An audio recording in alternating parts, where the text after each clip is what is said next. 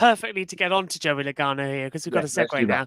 that. Because the final penalty of this Richmond race did go to Joey Logano.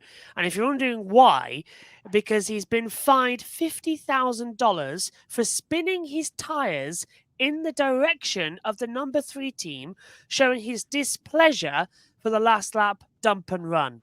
Now, the number 22 Ford's in-car camera showed him driving down pit road as a group of people had to jump out of his way. In that group of people were Austin Dillon's wife and kids.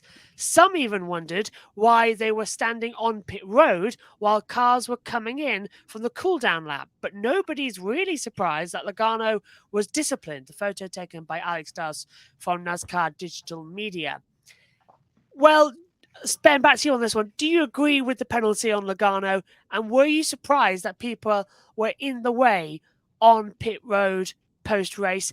Adding to this, we've seen this in other series. Remember last year in Baku, in the FIA, in Formula One, people covering the pit lane when Esteban Ocon came down during the race. Oh, yeah.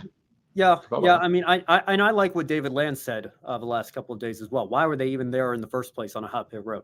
Why are literal babies on pit road? I mean, that's forget what Logano did for a second. That's just dangerous in and of itself because accidents, can happen. You might not see somebody.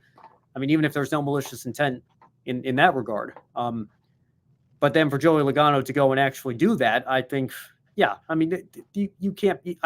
I completely understand. Believe me, I completely understand why he was upset. I think he had every right to be furious with how that finish panned out. But you talk it over outside of your race car. You cannot use your race car to show your displeasure, whether it's revving your tires in the direction of the team or messing with somebody on the cool down lap. I don't care. You guys are grown adults here. Get out of your cars. Talk face to face, man to man. I would rather punches be thrown than punches be thrown with the race cars, so to speak. And I was looking forward to the punching. I thought we were going to get a fight. I thought, brilliant. I've just promised this coming to the commentary. He was off celebrating in victory lane. I guess if Dillon hadn't won the race, I guarantee you we would have seen a fight on pit road at the end. But this is the other thing, man. Like, I've seen $50,000. Some people should have said it should have been $100,000. I mean, it could be $1 million. I mean, Joey Logano's a 2-time champion. He drives for a billionaire, Roger Penske, who has several Fortune 500 sponsors backing his team.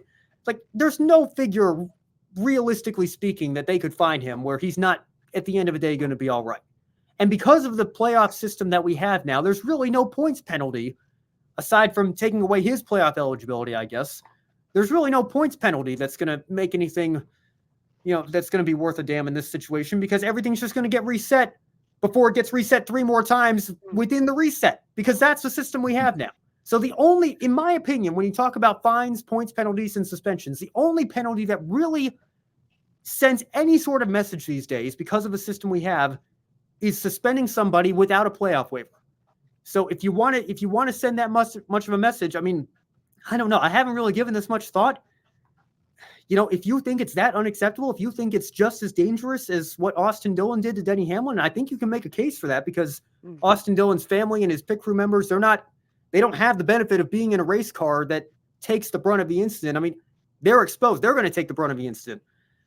If you think it's just as dangerous, maybe Joey Logano should have to face a suspension. I don't know. That's something that I think we'd have to debate and consider, and what precedent would that say going forward. But finding him $50K, it's just like, okay, I guess his pocketbook hurts a little bit, but who cares?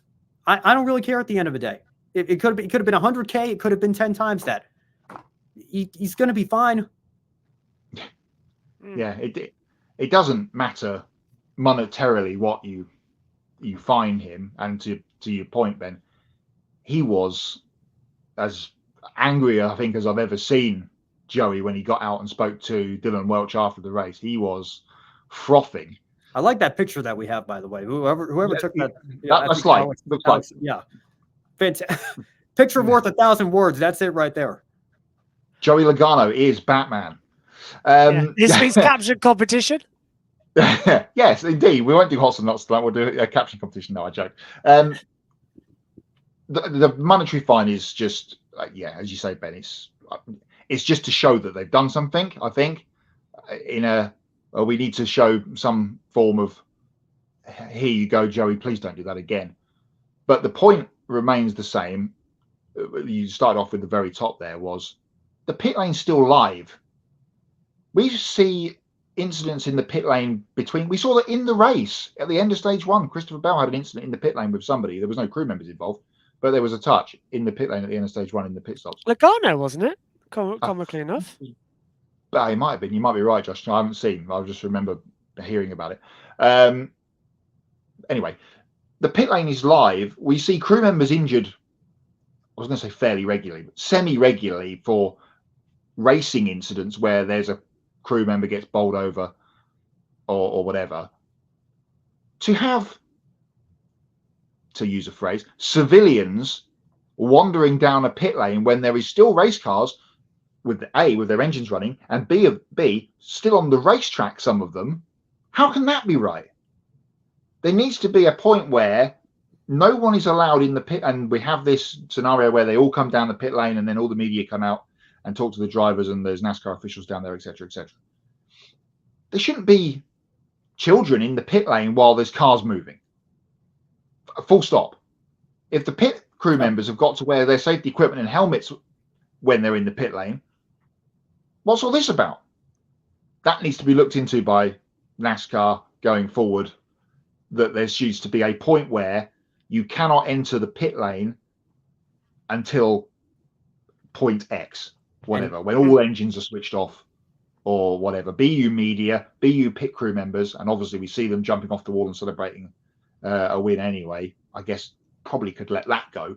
But then after that, there needs to be a point where we say no one's allowed in the pit lane until a certain point, because, again, back to my point about all the fans being on the fence earlier on, bloody dangerous. And JB, I see your comment here in the chat. I don't think we can display it because of the first word that you used there, but I don't know. Maybe if we took the winner's interview back to where it used to be and put it in victory lane, they wouldn't be on their way having to cross a pit road to get out to the front stretch. The racetrack. So, hey, score another point for the victory lane interview rather than the front stretch there. Maybe that's just further proof that we should consider going back to that there. And again, if Logano and Hamlin had not been able to roll, you'd have recovery vehicles on the racetrack when there's people walking across the racetrack. It keeps, that's a big snowball, I feel like. It needs to be looked into. Yeah, it in no way excuses what Logano did.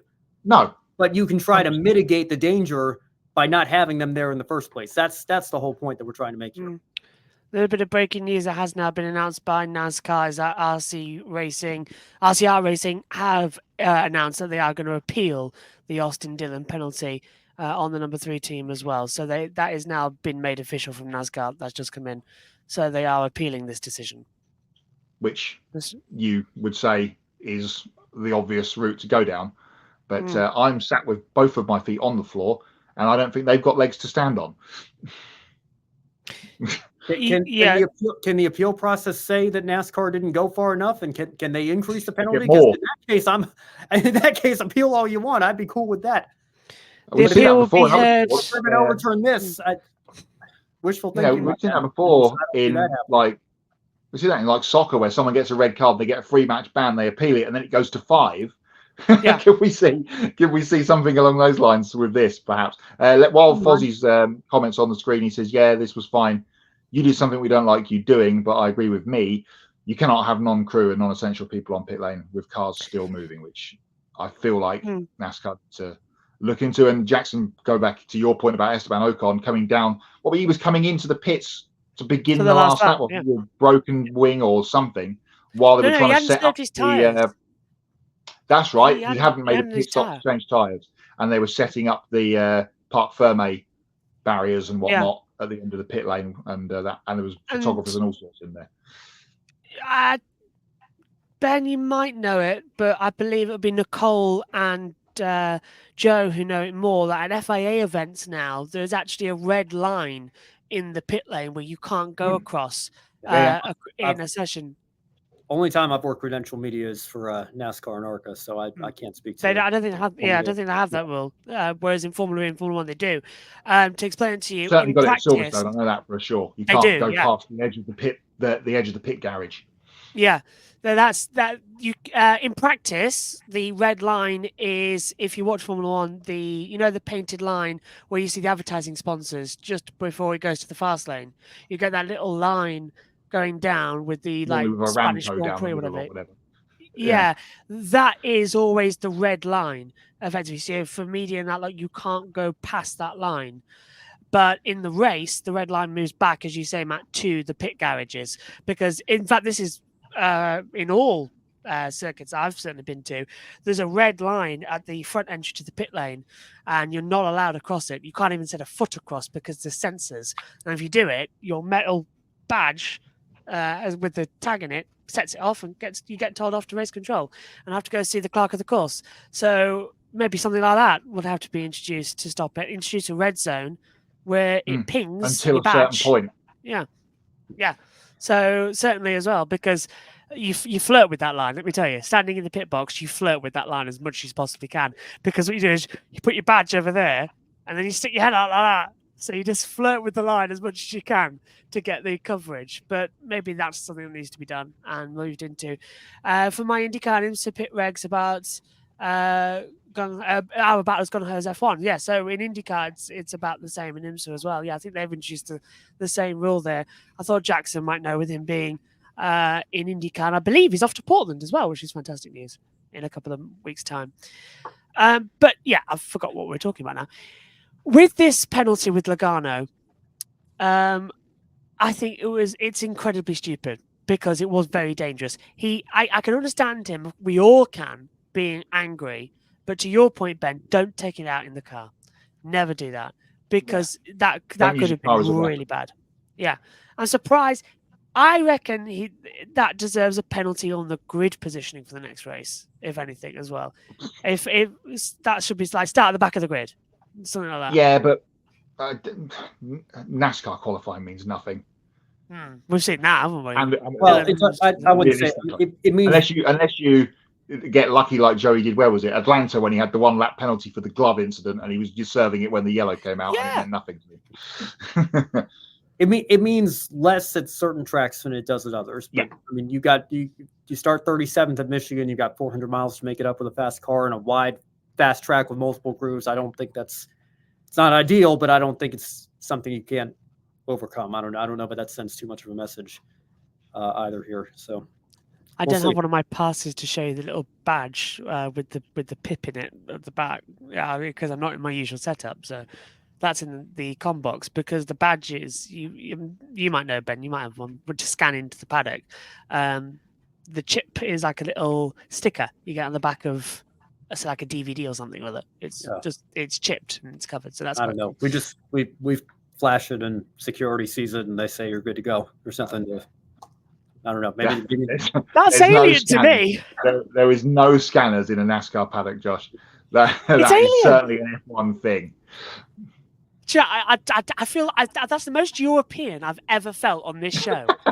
Right there is the fact is that we have to go through airport security to get into an F1 paddock, whereas in NASCAR you just rock up wearing a Stetson. Like touring cars. Yeah. Just roll in.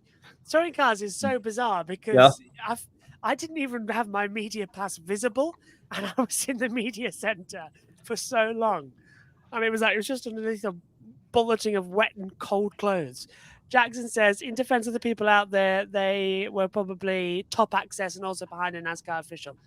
That's the truth. But I think again, I'm not saying it's necessarily their fault. I'm just saying I think there should be more provisions in place to make sure that they don't end up out there in that place at that time in the future. Yeah. Can you imagine? Can you imagine if that all happens? Austin wins the race. Meanwhile, on pit lane, his family's in whatever. Yeah, it's ridiculous. The mushroom cloud will be absolutely enormous, much like the length of this show. Yes, it is long, isn't it? I think we've come to the natural conclusion, though, of this crazy Richmond drama. In which case, I'm going to allow Ben. No, because we'll be back on this in the pre-show. But something will happen on Friday, and war would have been declared, and Austin Dillon will be, I don't know, charging Paul with the skull on his car. If I stick around for Hots and Nuts, you guys are going to be up until 3 a.m. your time. So I will happily, That. I appreciate the opportunity to join you guys on the show once again. Thank you, Kobe, who's backstage now as well. Always a pleasure to join you. And yeah, just had to come on and share my thoughts for this one because goodness knows I certainly had a lot of them. And I'm sure that the saga isn't over now because we have an appeal process that we have to sit through. And if they get this appeal overturned, I mean, I don't even know. I mean, you want to talk about opening a can of worms. Oh, we've got 3 weeks to get it done. I can't. Yeah. And yeah, that's. I mean, we went through this with Clements after he won the Xfinity Daytona race a couple of years ago, right? And that was because that was the first time that they had penalized the winning car, but not disqualified them. 2019 to present, they said like your win's not going to get you into the playoffs, but then they appealed it and then it got them in anyway. So I don't know. In this new era where it's a disqualification, that was another one that nothing about that one I understood.